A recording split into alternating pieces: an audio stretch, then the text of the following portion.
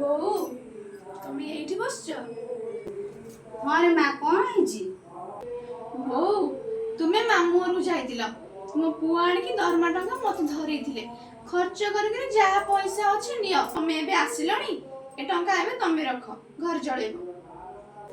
ନା ରେ ମା, ତୁ ରଖିଦଉନୁ ଚଳେଇବୁ। ମୁଁ ବୁଢୀ ହେଲିଣି, ମୁଁ ଆଉ ଘର ସଂସାର ଚଳେଇ ପାରିବି ନା?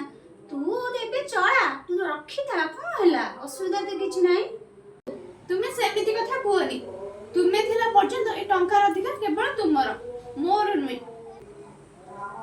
ହେ, ମତେ ଆଉ ସେ ବୋଝର ଦାୟିତ୍ୱ ଦିଅ ନା, ତମେ ରଖ ଏବେ। ନାଇଁ ବୋଉ, ତୁମେ ସେମିତି କଥା କୁହନା। ତୁମ ପୁଅ ଆଜି ଯାଇ ତୁମକୁ ମାନି ଆସିଛନ୍ତି, ଆମେ ବି ମାନିବୁ।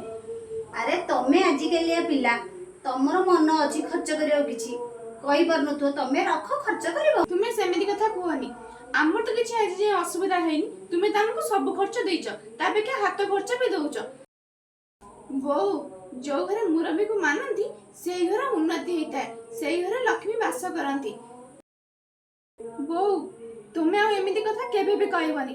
ତୁମେ ଆମ ଘର ସବୁଦିନ ଚଳେଇବ, ଆଉ ଆମ କଥା ବି ତୁମେ ସବୁବେଳେ ବୁଝିବ। ନିଅ, ପଇସା ରଖ। ହଉ ମା, ତୁମ ମାନଙ୍କ ଇଚ୍ଛା ଯାହା, ମୋର ବି ସେଇ ଇଚ୍ଛା। ଦେ।